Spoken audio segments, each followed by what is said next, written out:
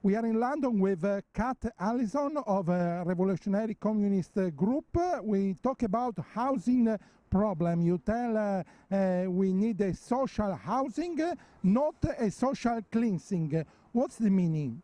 Is a social cleansing happening in London?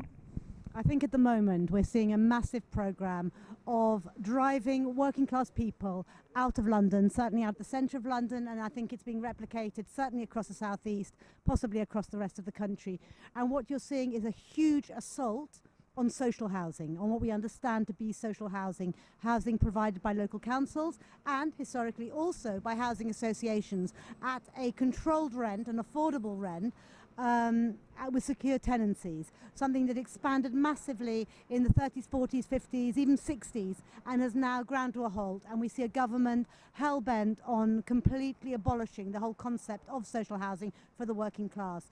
This is a mixture of greedy developers and housing associations having their eyes on prime land on which there are working class estates throughout London, and on rehousing, for example, vulnerable homeless people outside London, and as a consequence of the transformation of housing into a commodity, really, rather than a right, rather than a social good.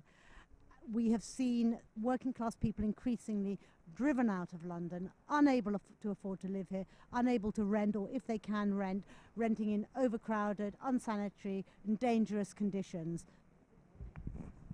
When you tell about people who are driven out of London, you mean central London or also greater London? Well, it's spreading, basically. We see this process of what's called gentrification going further and further. I can give you an example. In Peckham, I live quite near Peckham in southeast London. Peckham used to be, and traditionally has been, a working class area. Suddenly it gets, I don't know, discovered as being edgy or new. It's on the outskirts. It doesn't have the tube. It's not somewhere anyone ever used to even go.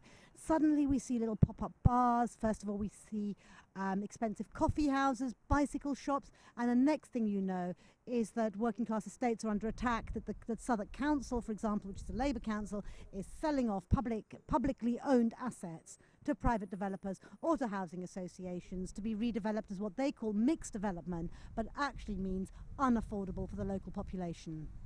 The supporters of this policy say that all this is bringing money to London, is attracting capitals to London, and also the working class can benefit by work. Well, it's an interesting question, isn't it? I mean, bringing money into London, well, yes, there's more millionaires. I think more have been created under the last 30 years than ever before. Clearly, for some people, the housing boom, whether it's overseas investors, private developers, whoever it happens to be, is incredibly lucrative. Private landlords, I mean, a third of all MPs are private landlords. I'm sure they're raking it in. But you have to ask the question, where are the people who actually do the jobs going to live? Where are not just the street cleaners, the hospital porters, eventually the nurses, the teachers, the people you need living in your community, all these people, where are they going to live? Are we going to create new slums? Are we going to become like Rio, with people bussed in from the shanty towns into town to work for the rich? It's ridiculous that people cannot afford to live in the city anymore. Ordinary people, ordinary working class people, trying to hold down jobs. Yes. I see your situation. Saskia O'Hara of the Revolutionary Communist Group in London. Let's talk about the housing crisis. You said this is a social cleansing. What is the meaning? The meaning of social cleansing is removing working class people from areas. So in regards to London, social cleansing in London means removing working class people from London and the City of London and moving them out to outside boroughs or the north of England or Scotland, etc. Just moving them out of the city and leaving it as a city for the upper classes and the rich. So you think that the solution of a housing crisis could be found, but there is no political will to find it? Well, there is a political will to find it. We are battling against false information. So, for example, we know the fact that there's double the amount of empty homes as there is homeless people. That's not known information. We're battling with these ideas on the street every week. It's important to speak to people and demonstrate what the facts of what's happening, because it is solvable. There's no housing crisis, there is enough houses. The crisis is the crisis of living under a capitalist system with false information being pushed into people's faces every day. So we're there to combat this, to convince people to fight and to convince people to get organised and to convince people that their anger is justified. Yeah. Impoverished. You need a more mixed community. So now real estate is the true divide between classes? I think that's true. I mean, you know, in a sense, Britain, as one of the oldest imperialist powers, has always depended on the City of London, but increasingly the only thing produced in this country really is this sort of financial speculative capital, and increasingly real production doesn't do. What about factories? They don't really. I mean, it's been outsourced, hasn't it, with globalization? The sort of that level of production has been outsourced to the rest of the world, while Britain continues to plunder the rest of the world. But instead, what you have is, I mean, I wouldn't say it's the new frontier in that sense, but undoubtedly it's an expression. It's an expression of the incredible attack on the public sector that we've seen under successive governments, which bailed out the banks and are forcing the working class to pay for that crisis.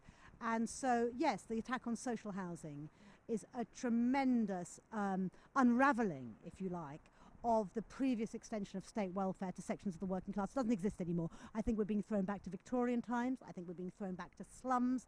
I think we're being thrown back to an age where no one who's working class has any kind of secure housing anymore. And it's a major battle to come, I think, for the future. What about the industrial skills of the working class?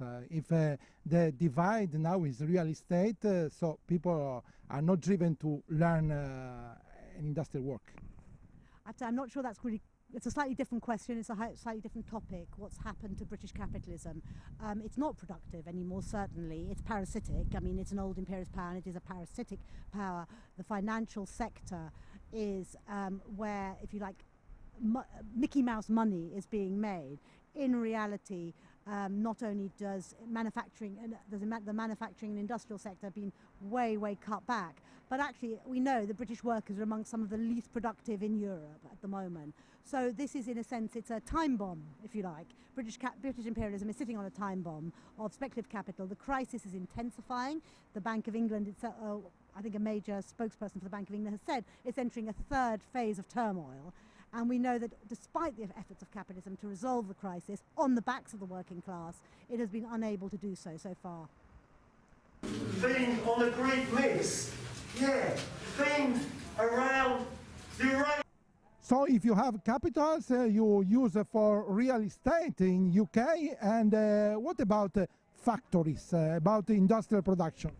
In terms of industrial production, the UK generally doesn't produce that much.